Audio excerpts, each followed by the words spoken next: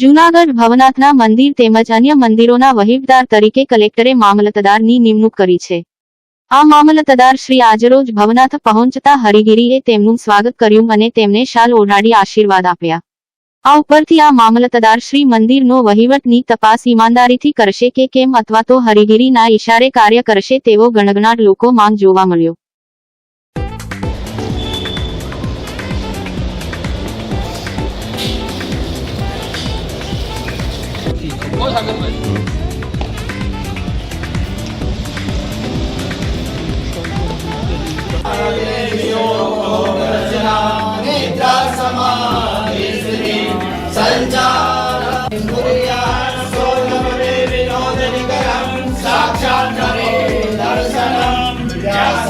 एक तमने बात कहूं, भवनाथ मंदिरना प्रांगणमां जे अत्यारे प्रेमगिरी नाम अपाणुं प्रेमगिरी भवन ए भवनाथना मालिकीनी जग्या छे। એટલે હવે પ્રશ્ન બહુ મોટો ઉભો થઈ રહ્યો છે કે ગેરવહીવટ કેવો થયો છે। આમાં તો મામલતદાર પણ દોષી ગણી શકાય, કેમ કે મામલતદાર વહીવટકર્તા તરીકે ત્યાં નિમાણા મામલતદારની શરતો હતી કે મામલતદારે આ બધું ચેક કરવું જોઈએ, પેટી ખુલે ત્યારે હાજર રહેવું જોઈએ, વહીવટ બધો ચોખ્ખો રહેવો જોઈએ। હવે બહુ મોટો પ્રશ્ન એ ઉભો થશે કે પ્રેમગીરી ભવન જે બનાવવામાં આવ્યું એ 5 માળની બિલ્ડિંગ જે બની એનો પૈસો ક્યાંથી આવ્યો, એનો પૈસો ચોપડે છે કે નહીં, સહયોગથી બન્યો છે તો સહયોગ કોણે કોણે આપ્યો, શું છે એના લેખાજોખા થયા કે નહીં, કેમ કે એના કોઈ કાગળો નથી। પેટીની આવક આટલી છે તો આટલું મોટું ભવન કેવી રીતના બન્યું, એટલે આમાં ધાંધલીઓ ઘણી બધી થઈ છે। અને મેં પોતે જોયું છે કે મામલતદારની હરિગીરી હમણાં જ કાલ કે આજે પોતે ચાદર વિધિ કરી રહ્યા છે, બથ ભરી રહ્યા છે ને એવું। તો મામલતદાર જ્યારે એક વ્યક્તિના ઉપર આટલા મોટા આરોપ લાગ્યા છે તો એક વહીવટી તંત્રના અધિકારીએ આ કરે છે એટલે એમની સાથે ભળી ગયા અથવા તો આશીર્વાદ લઈને કામ થઈ રહ્યા છે, એ બધું બહુ હવે શંકાસ્પદ થઈ રહ્યું છે। તો આને નિષ્પક્ષ જાંચ કેવી રીતના માનવી, આ એક બહુ મોટો પ્રશ્ન ઉભો થઈ ગયો છે, જેની સરકારે નોંધ લેવી કે મામલતદાર અથવા તો કલેક્ટરશ્રી તરફથી જે અધિકારી નિમાણા હોય તો એ જે કરી રહ્યા છે એ કેટલું યોગ્ય છે। અને આના માટે જ્યારે કાનૂની લડાઈ લડવામાં આવશે ત્યારે આ બધાની નોકરીઓ પર પણ પ્રશ્ન ઉઠશે કે એ લોકોએ પોતાની જવાબદારી સરખી રીતે નિભાવી નથી, નિષ્પક્ષ રીતે।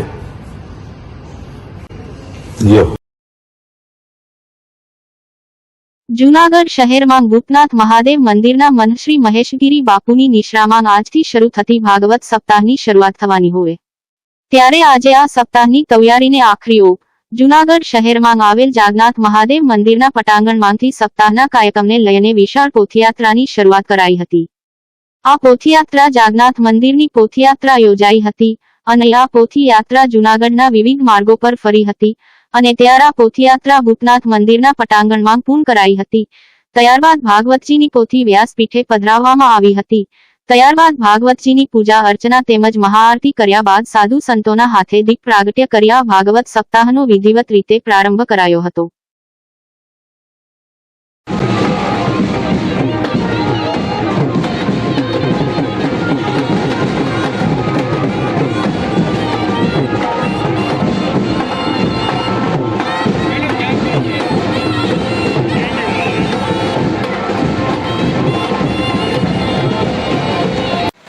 જ્યારે હોય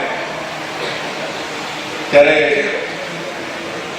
શબ્દો ઓગળી જતા હોય અને અત્યારે એવું જ કંઈ મારા વ્યક્તિગત હૃદયમાં થઈ રહ્યું છે। બુદ્ધિ શબ્દ વ્યક્ત કરવા માંગે છે અને હૃદય ભાવ વ્યક્ત કરવા માંગે છે। તો જ્યારે હું મારા અંતરાત્માને જોઉં છું તો ભાવની પ્રધાનતા આવે છે અને ભાવથી ભગવાન પૂજાય છે, ભાવથી જ ભગવાન રીઝાય છે અને ભાવથી જ ભગવાનની પ્રાપ્તિ થાય છે। એવા ભગવાન અહીંયા ભૂતનાથ મહાદેવ પધાર્યા છે તો એમને હૃદયથી હું વંદન કરું છું અને પ્રાર્થના કરું છું કે અમારા ગિરનારના સાધુ સંતો ભોળા છે, એમને બીજી કઈ ખબર નથી પડતી, રીતિ શું, નીતિ શું, નિયમ શું, એકદમ અંગારી જીવતા હોય। તો એવા જ ગિરનારના સાધુ મોટો થઈને અહીં સુધી પહોંચ્યો છું, એટલે કદાચ મારા જીવનથી કે મારા વ્યક્તિત્વથી કે મારા વાણીથી કોઈ એવી વાતો પણ નીકળે તો એટલું સમજજો કે પાણામાં જ મોટો થયો તો કદાચ વાણી પણ પાણા જેવી હોય પણ હૃદય પુષ્પ જેવું છે એટલું ખાલી ધ્યાન રાખજો. જુનાગઢના આ નગર દેવતા જેના આંગણામાં આજે ભાગવત ભગવાન પધાર્યા અને એ ભાગવત ભગવાનના પધરામણીમાં જે ગિરનારના સંતો પધાર્યા છે, હું કોઈના નામ લઈને સમય વધારવા નથી માંગતો, પણ એ બધા ગિરનારના એક એક જગ્યાધારીઓ ખડદર્શન સંતો છે. એટલે સંન્યાસી પણ છે, સીતારામ સાધુ પણ છે, ઉદાસી પણ છે, એ બધા જ જગત ભગતન બધા જ એવા સંતો પધાર્યા છે. એ સંતોમાં એ પરમાત્માનો અંશ છે. સૌથી પહેલા હું એમના ચરણોમાં વંદન કરું છું કે આપ અહીં આશીર્વાદ આપવા પધાર્યા છો તો આશીર્વાદ આપો કે આ જીવન જેમ દીવામાં તેલ મળી જતું હોય ને વ્હાઈટ મળી જતી હોય, આ જીવન મારું એ વ્હાઈટના જે મને તેલની જેમ મળે અને જગતને પ્રકાશ આપવા માટે માધ્યમ બનું એવા આશીર્વાદ આપો. તેમજ આ ભાગવત ભગવાન એમને પણ એ જ પ્રાર્થના કરું છું અને વ્યાસપીઠ પર વિરાજમાન મારા પરમ સ્નેહી જેમને મારા હૃદયથી હું ખૂબ વિશુદ્ધ પ્રેમ કરું છું એવા મારા ભ્રાતાશ્રી ડોક્ટર મહાદેવ પ્રસાદ મહેતા, આ વ્યક્તિત્વને જ્યારે મેં સાંભળ્યા ત્યારે પ્રભાવ પડ્યો એમનો. મારા જીવનમાં હું પહેલી જ વખત કથા કરાવી રહ્યો છું બાપુ, મેં કોઈ દિવસ કથા નથી કરાવી. હું થોડો વૈદિક માણસ છું અને વૈદિક માણસ છું એટલે યજ્ઞમાં ખૂબ માનું અને યજ્ઞમાં માનું, યજ્ઞ નારાયણ ભગવાનને માનું તો કથા અને એમાં ક્યારે મારું રહેવાનું નથી થયું. અને ગિરનારમાં રહીએ તો સંન્યાસ પૂજા હોય એમાં જીવન વીત્યું, તો વૈદિક પરંપરામાં ખૂબ માનતો. તો અમારા ઘણા એવા સ્નેહીજનો તરફથી વાત આવી કે ડોક્ટર મહાદેવ પ્રસાદજી છે એ ખૂબ સરસ કથાની વાત કરે છે, કથાનું રસપાન કરાવે છે. તો એક બે વાર મળવાથી એમના વિચાર સાંભળ્યાથી એમનો પ્રભાવ મારા ઉપર પડ્યો અને પ્રભાવ જ્યારે મારા બુદ્ધિ ઉપર પડ્યો તો થોડો આકર્ષિત થયો. પણ જ્યારે મેં એ પ્રભાવ પડવાથી એમને માનવાની શરૂઆત કરી, પછી ધીરે ધીરે નજીક આવ્યો અને એમને ધર્મને ફક્ત ધાર્મિક વાતોથી સમજાવવાની વાત નથી કરી, ધર્મ શા માટે આ સમસ્ત સંસારને ધારણ કરવો જોઈએ એનું વૈજ્ઞાનિક કારણો એમને આપ્યા. મને ધર્મ અને વિજ્ઞાનનું ખૂબ આકર્ષણ હોય, ફક્ત એમ જ પોથી માતા ઉપર લઈને ફરીએ એમાં થોડીક મને વિચાર આવે કે આવું કેમ.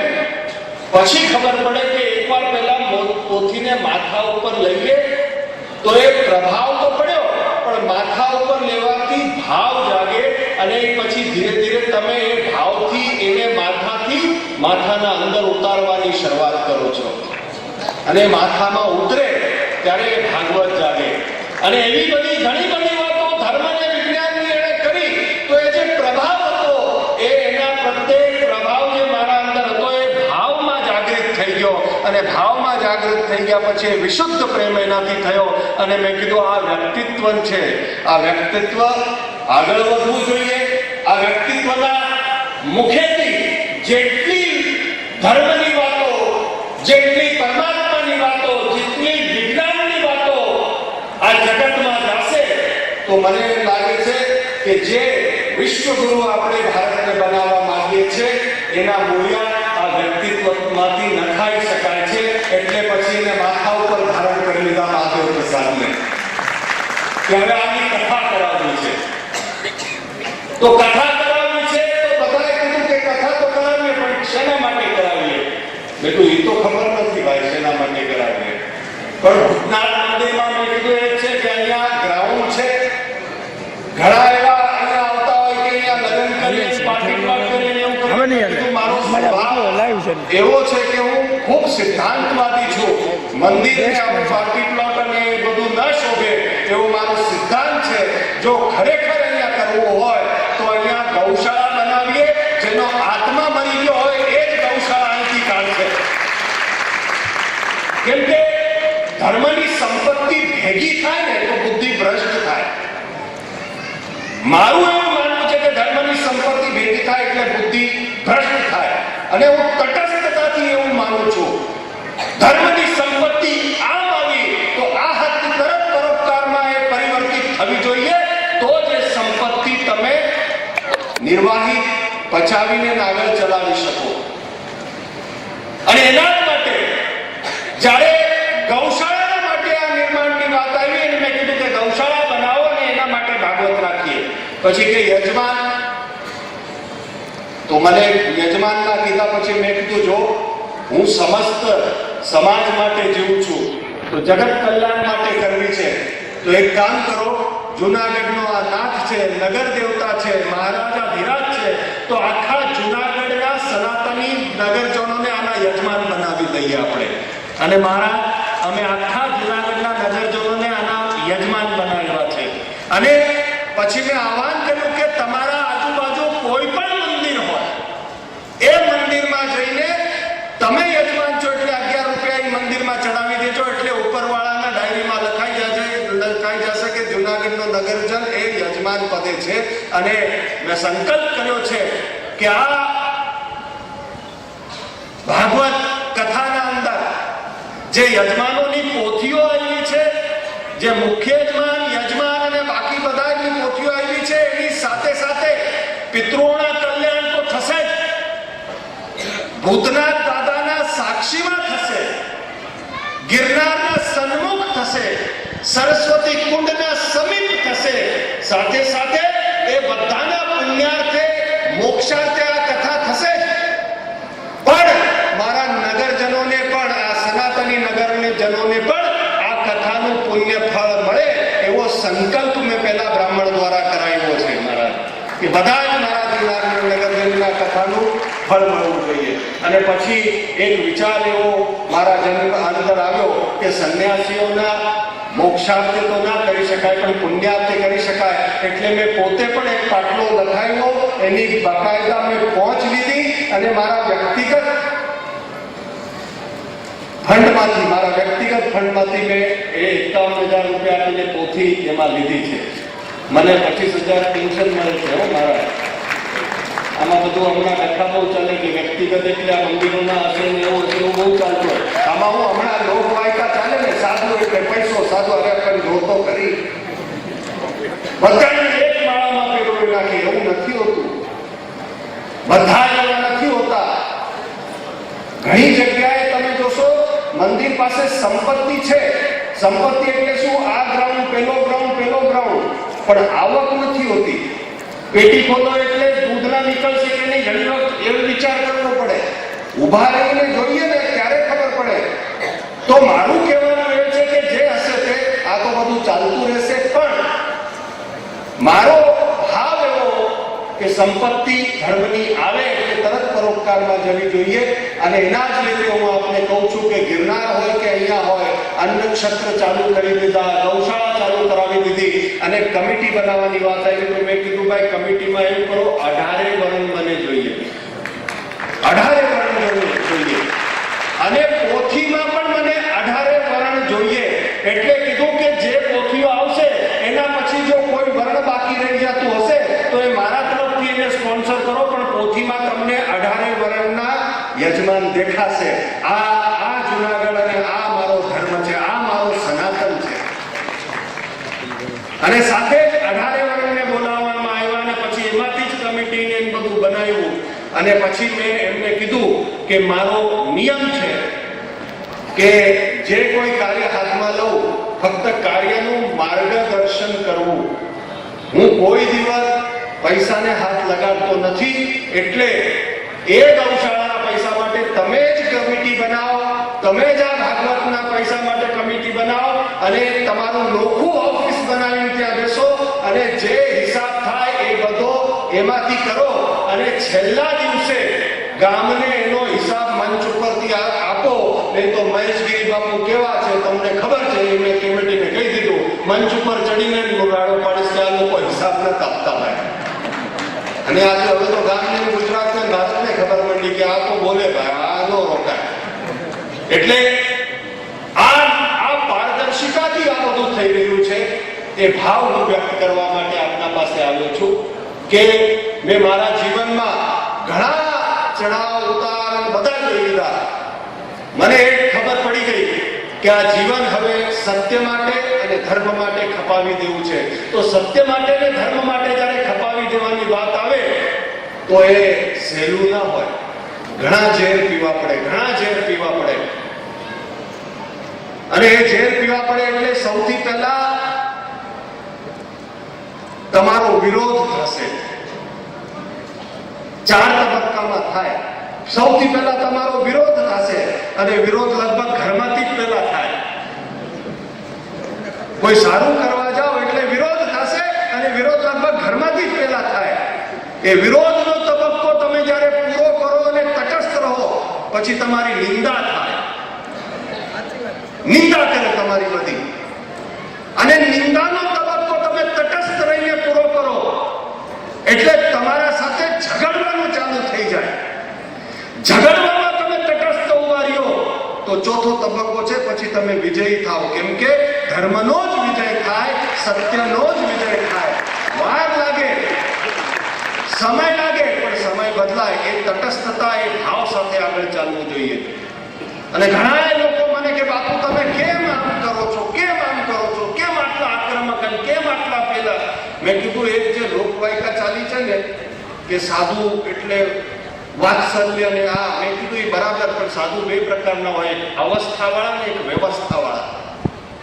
જે અવસ્થાવાળા છે ગુફામાં હોય, જંગલમાં હોય, જગતની કાંઈ પડી ના હોય, પણ એમનું રક્ષણ થાય એટલા માટે ધર્મની વ્યવસ્થા સંભાળનારા પણ હોય છે.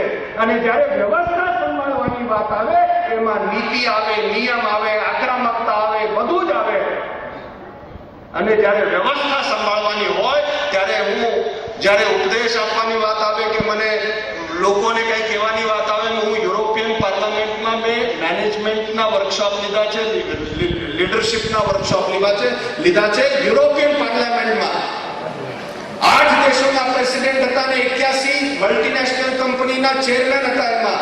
તો જ્યારે એવા વ્યક્તિત્વોને હું મેનેજમેન્ટના અને લીડરશિપના વર્કશોપ લઉં તો મને આઈફોન જોઈએ, મને આઈપેડ જોઈએ, મને અહીંથી ત્યાં જવા માટે પ્લેન પણ જોઈએ. બેલગાડીમાં ના જઈ શકું કે બાબો ફોન વાપરે છે ને બાબો આ વાપરે છે. અરે ના વાપરું તો હું જલ્દી સ્પીડથી કરી ના શકું. ડોબા થોડોક તો અક્કલ રાખતો જા.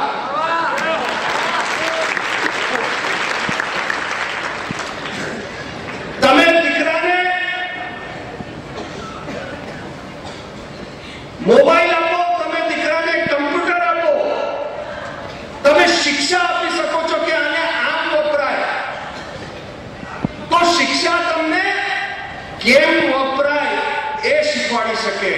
પણ ભાગવતના સંસ્કાર અને ધર્મના સંસ્કાર મળ્યા તો ઇન્ટરનેટથી તમે ઇન્ટરનેટ જોઈને કમ્પ્યુટરમાં કેમ જોવું જોઈએ બહુ સમજવાની વાત છે. ધર્મના આશ્રમમાં તમે હશો તો કમ્પ્યુટરના સ્ક્રીનમાં કેમ જોવું જોઈએ એની શિક્ષા મળે. પણ ધર્મના સંસ્કાર હોય તો કેમ જોવું જોઈએ અને શું જોવું જોઈએ આના સંસ્કાર મળે. એ શું જોઈએ છે, આઈફોન રાખીને શું કરી રહ્યા છે, કે મોબાઈલ કે કમ્પ્યુટરમાં શું કરી રહ્યા છે, પ્લેનમાં શું કોઈ ગોવામાં ચડ્ડી પહેરીને ફરવા માટે જવાવાળા બીજા હોય. એ આ બધા અમારા ખડદર્શનો થોડુંક અંદર ઉતરીને જુઓ ગમે તેને હાંકી લેવા, ગમે તેને કરવા આ ભાગવત માથા ઉપર ઉપાડીને ફર્યો છું. આજ જો હું ખોટું બોલું તો મારું સત્યાનાશ થઈ જાય સાહેબ.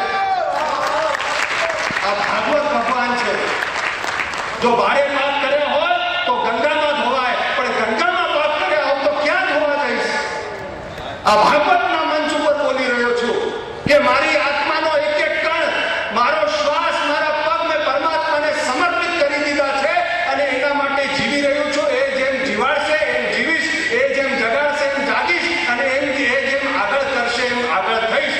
ધર્મ માટે અને ધર્મમાં ખોટું થશે તો લડીશ, લડીશ, લડીશ, રડીશ નહીં. કેમ કે મારા કૃષ્ણએ ક્યારે એમ નથી કીધું શાંત રહો કૌરવો, શાંત રહો કૌરવો.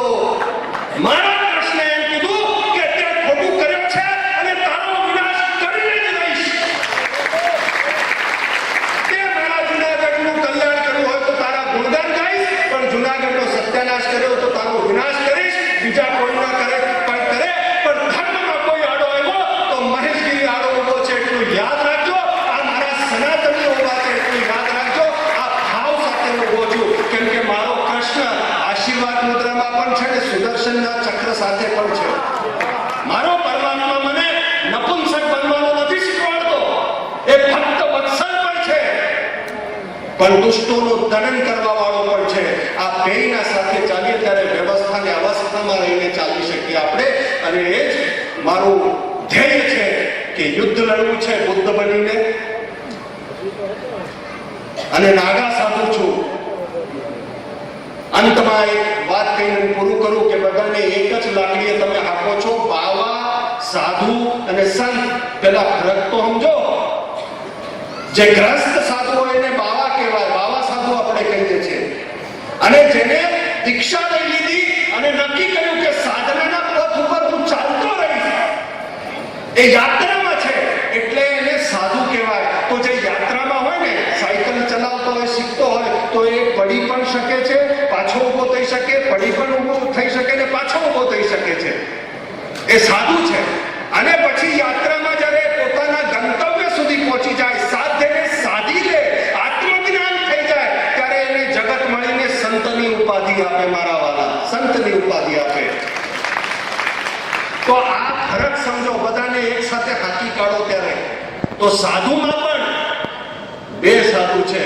એક અવસ્થાવાળા જે સાધનામાં છે અને એક નાગા સાધુની ફોજ શંકરાચાર્યએ બનાવી છે, જે વ્યવસ્થા સંભાળે અને યુદ્ધો લડ્યા છે મુગલો સાથે.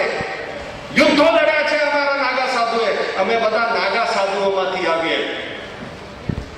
તો વિધર્મીઓને પાઠ બનાવવા માટે પણ લડીએ અને ધર્મના અંદર જો કોઈ ખોટું હોય તો એને પાઠ બનાવવા માટે પણ લડીએ. કેમ કે અમારી ઉત્પત્તિ જેના માટે કરાઈ છે સાહેબ, ધર્મના રક્ષણ માટે ને ધર્મના કાર્ય માટે ને ધર્મને આગળ વધારવા માટે. તો આ ભાગવત ભગવાન, હું ભૂતનાથ મહાદેવના જેટલા પણ મહંતો અમારા થઈ ગયા, વસંતગીરી બાપુ, વિશ્વદાનંદગીરી બાપુ, બ્રહ્મગીરી બાપુ, કાળુ ભારતીજી મહારાજ અને અમારા શુક્ર પરંપરાના, તેમજ અમારી પરંપરા શાંતિગીરીજી મહારાજથી જે ચાલી થઈ, મારા ગુરુ અમૃતગીરી બાપુ, ગુરુ શાંતિગીરી બાપુ, સોમવારગીરી બાપુ, ઇતવારગીરી બાપુને આખો આંબો જે છે અમારો, એ બધાએ, પછી મારા શિષ્ય મુક્તાનંદગીરી, એ બધાના પુણ્યાર્થે પણ મેં પાટલો લખાયો છે. એમને પણ પુણ્યાર્થે આ ભાગવત ભગવાન કૃપા કરે અને બધા જ પાટલાવાળા અહીંયા જેમને લખાવ્યા છે એમના પિતૃઓના કલ્યાણાર્થે, મોક્ષાનાર્થે ભગવાન એમને આશીષ આપે. અમારા ગિરનારના સાધુ સંતોને સત્ય સાથે રહેવાની, ધર્મ સાથે રહેવાની, ગમે તેવા વાદળા આવી જાય તોય તટસ્થ રહેવાની એવી કૃપા પણ કરે. અને અહીંયા જુનાગઢના નગરજનો આપ સૌ પધાર્યા છો, એમને ભાગવત ભગવાન ખૂબ આશીષ આપે, ખૂબ ધન ધાન્યથી ભરપૂર કરે, ખૂબ યશ કીર્તિ કમાવો અને જુનાગઢ વિકસિત થાય, જુનાગઢ સમૃદ્ધ થાય એવી પણ પ્રાર્થના કરું છું. અને અંતમાં એટલું કહીશ કે બાપ, આ જુનાગઢ માટેની કથા છે. આ જુનાગઢના નગરજન યજમાન છે, એટલે આપણે સૌ આખું જુનાગઢ અહીં આવે અને આ કથાને એ સાંભળે અને પુણ્ય અર્જિત કરે. એવા જ ભાવ સાથે હું ભાગવત ભગવાનને પ્રણામ કરું છું, વ્યાસપીઠને પ્રણામ કરું છું, બ્રહ્મબંધને પ્રણામ કરું છું, બધા જ અહીંયા બેઠા સાધુ સંતોને અને આપ સૌ ભક્તોને આપના ભક્તિને વંદન કરું છું. અસ્તુ. ઓમ નમો નારાયણ. જય ગિરનારી. જય શ્રી કૃષ્ણ.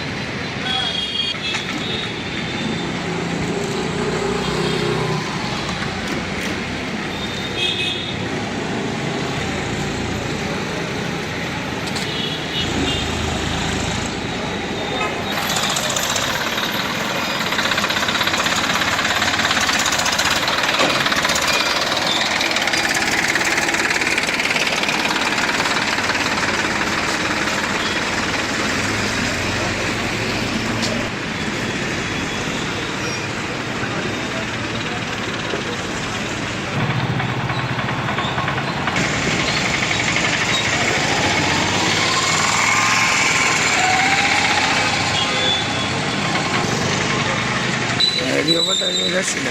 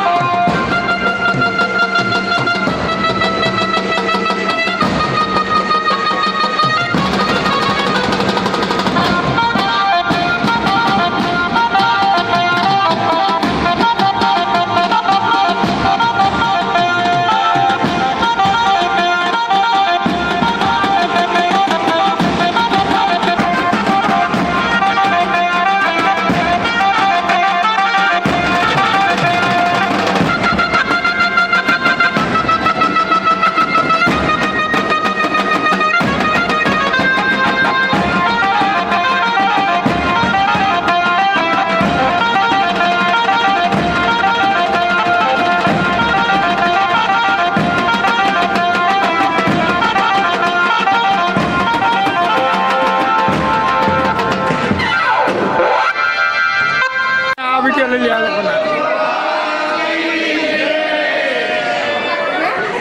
આયોજન કરશું ને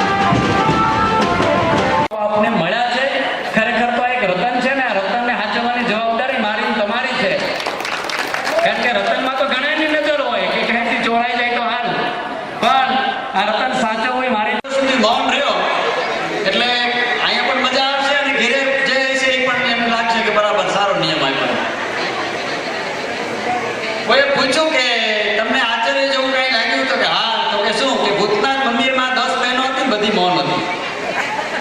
એટલું બધું આશ્ચર્ય તો આ 10 ભાઈનું મૌન હોય તો આશ્ચર્ય.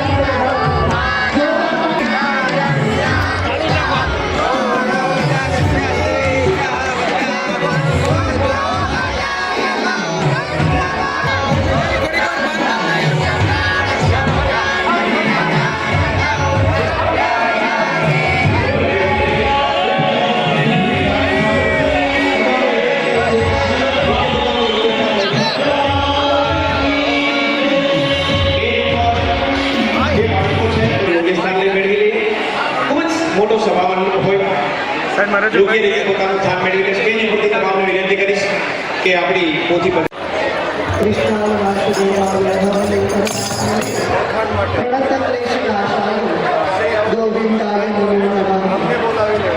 દરેક યજમાન મિત્રો પોતાના પોથીજી પોતપોતાના જે પોથી નંબર છે ત્યાં પધરા આપણે સ્વયં સેવકો પોતાના સ્થાને પધારશું. આજે જૂનાગઢના અકલ્પનીય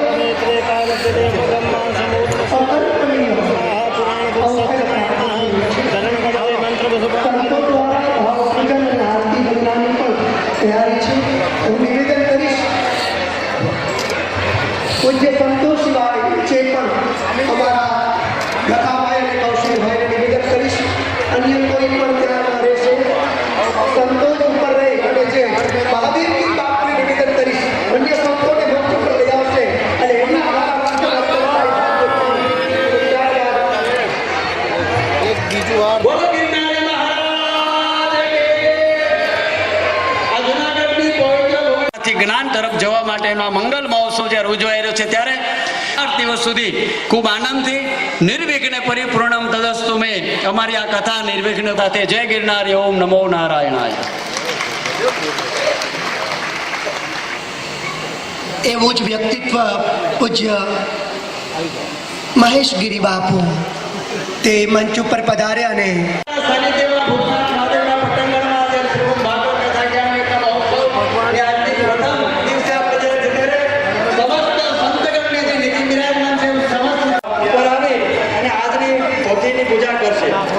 બાકી સિવાયના જે યજમાનો છે એને મારી પરબત પ્રાર્થના નીચે રહ્યા જાય. જે જૂનાગઢના આજ એને મારી પરબત પ્રાર્થના નીચે પોતાનું સ્થાન જાય. જેમ કે સ્ટેજની મર્યાદા છે તો ઉપર જે છે એ મહેરબાની કરીને નીચે પોતાનું સ્થાન બધાય ભેગા મળીને આજરોજ જ્યારે 2024ના 6 મહિના 12મા મહિના 2/12/2024ના રોજ જ્યારે શ્રીમદ ભાગવત કથા ભૂતનાથ દાદાને સાનિધ્યમાં પ્રારંભ થયું છે તો આ કથાની શુભ શરૂઆત થઈ ગયું છે. નગરજનોએ ખૂબ સારી રીતની શોભાયાત્રા કાઢીને આ ખૂબ આનંદની અનુભૂતિ કરી છે. તો આજે શ્રીમદ ભાગવત કથાના વક્તા છે પરમ પૂજ્ય ડૉક્ટર મહાદેવ પ્રસાદજી, એમને મુખેથી બચાવવાની છે. ત્યારે જૂનાગઢના નગરજનોએ ખૂબ બોડી સંખ્યામાં આવીને અહીંયા કથાના રસપાન કરવાનો છે અને તમામ જીવ માતૃનું કલ્યાણ થાય એવું ભાગવત ભગવાનના સાનિધ્યમાં અમે પ્રાર્થના કરશું. અને સંત ભગવાન આવીને અહીંયા અને જૂનાગઢના નગરજનોએ આવીને અહીંયા કથા શ્રવણ કરશે. જય ભૂતનાથ, જય સિયારામ. આપ સંતોને નિવેદન કરો એ કદાચ પ્રાગટ્ય થાય, કારણ કે અમે તો કેટલા નાના અમે તો ન જાણી શકીએ, પણ આપને નિવેદન કરીએ કે આપ તો સંતોને દીપ પ્રાગટ્ય માટે બોલાવો એવી વિનંતી. પૂજ્ય મહાદેવ ગીરી બાપુ. સત્ય સનાતન ધર્મ કે બોલ શ્રી યોગી શ્રી અમૃતગીરી મહારાજ કે બોલ શ્રી વિશુદ્ધાનંદ ગીરી મહારાજ કે બોલ શ્રી વસંતગીરી મહારાજ કે સત ભેદ ભગવાન કે.